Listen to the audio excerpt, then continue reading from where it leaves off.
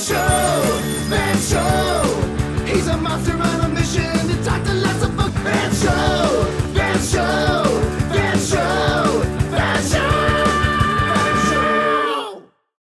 Hey everybody, it's the Van Show. Thank you, thank you, thank you. Now I've got a very special guest I'd like to introduce you to. It's Lisa Westberg Peters. Say hello, Lisa. Hi. Hey. Well, Lisa, we're so happy to have you on the show. I'm glad to be here. Oh, good. All right, okay. Now, I was worried for a minute. I was like, oh no, she's gonna leave. We just got started. All right, now, Lisa, I'd like to introduce you to my new sidekick. This is Fernie. Say hello, Fernie. Hi, Fernie. Yeah, there. Yeah. Fernie's very excited to see you. You see his fronds are shaking akimbo. Yes, I do see. Yeah, I love ferns. Right? Oh, me too. All right. Oh, yeah, we love you, Fernie.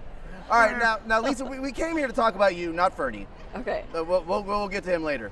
Now, Okay. Lisa, we want to know a little bit about you, so tell us where you're from. I'm from St. Paul, Minnesota. Tell us something you love about St. Paul. It's where I grew up. Oh. So it's home to me.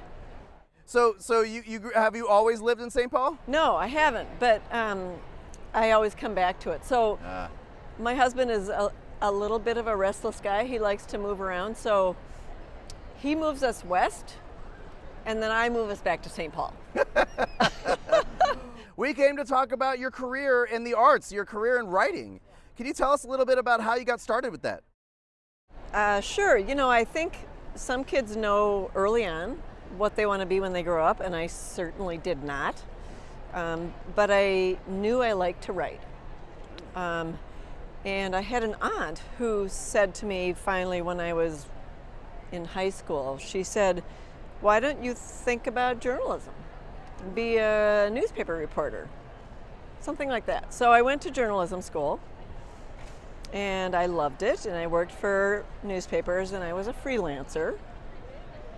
But then my children were born, and I wanted to stay home with them. So, and I was reading thousands of children's books. Oh, wow. Well, yeah, I guess, you want to read to the kids. Yeah, so some of them inspired me, and some of them I knew I should try my own hand at. So that's how I got into it, was the birth of my children. Wow. But I mean, you got into writing before that as a journalist. I mean, being Yes. a journalist is also being a writer. Yes, yeah, I love it. It's one of my favorite ways of expressing myself. Yeah? Yeah. And so do you find that you, I guess as a journalist, you're trying to tell a story, and usually you're telling somebody else's story through your eyes. Yes. Am I right on that? Yes. Yeah, no, I still love journalism, and my husband is retired now, but he was a longtime journalist, and we still talk journalism. We read lots of newspapers, and I think journalists do hard work. So there's still that side of me, yeah. And I don't write just children's books. I write other things too that are more closely related to journalism. Oh yeah. Well, but I mean, I think what I find really interesting is you write a lot of science books for kids. Yeah. And so it seems like you've got a real love for science and natural sciences at that. Yeah, I do. That probably came from two sources. My father, who was always asking me questions and inspiring curiosity in me. And then also I was lucky enough as a child to spend my summers on a river. Ooh. So we had a little cabin on a river in Wisconsin. And I spent the summers barefoot running around in the woods. So just amongst the nature. Yes. So I would say those two reasons. That I always ask myself is when I'm working on a manuscript, and I am working hard on one right now, I have to ask myself, and this is a hard question, I say, am I the only person in the world who can write this manuscript? Ooh. And that's a tough question. Yeah. If you can't answer yes to that, you have to rethink the manuscript. So now tell us a bit about the book that you brought. It's called Push Pull Morning, dog-powered poems about matter and energy. Dog-powered? So there's a dog in it. The first 50 drafts of this manuscript set of poems. Did not have a dog. The dog came later, But it was still dog powered? No, I didn't have the title then. No, it was a different title. I think the title was Magnetism Totally Made My Day. Oh, that's not bad. Which is I think a good title. Yeah. I might save that for another book. Yeah.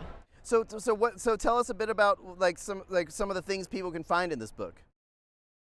What they'll find is everyday physics, which is like, if you go about your day, you're constantly demonstrating physical science. You know, like when you slide down a slide, you're demonstrating that gravity has a grip on you and the earth, right? Yeah, and I guess also potential and kinetic energy with like climbing up the ladder, then moving down the slide. It's all kinds of things. I mean, if you just think about it, friction. In the book, the dog forgets friction and remembers friction, and it has to do with taking a bath. And the child in the book things are too slippery, and so there's not enough friction, so the dog escapes the bath. Okay, I get it. That's really cool. I like that. So it's not heavy-handed physics. It's pretty light. All right, now you're also a Junior Library Guild author. Yeah. Yeah, and so they had a question they wanted me to ask you about one of your books. Okay. It's the book Earthquake. Earthshake. Earthshake. Yep. So I'm a little nearsighted. It's hard for me to read. All right, Earthshake, Poems from the Ground Up. That's correct. Now they were wondering, because it's a book about geology, what's your favorite type of rock? It's really hard to pin me down on that, but since you're pinning me down, I mean, we asked the hard questions here. I would say granite. Granite? Mm-hmm. Now, why granite? Because it's the rock that mountains are made of. It's a very noble rock. Noble rock. It's a noble rock. It's also very beautiful. It has crystals you can see, and of course some of them are shiny, which I like and my grandchildren like. Yeah, cool. I consider science pretty magical stuff. Right? Yeah. I mean, yeah. What do you think, Fernie? Right? Yeah, there you go. Do you know a lot about ferns? I love ferns. I grow them in my yard. What kind of fern would you say Fernie is? Let's call it a Boston fern. A Boston fern. You hear that? Yeah, he said, aye. I don't know if that was a Boston accent or not, but yeah, all right. All right, anyway, that's all the time we got. Thank you so much for coming on the show. It's been a ton of fun. Yeah, good. Thank you. Goodbye. Goodbye. Van Show!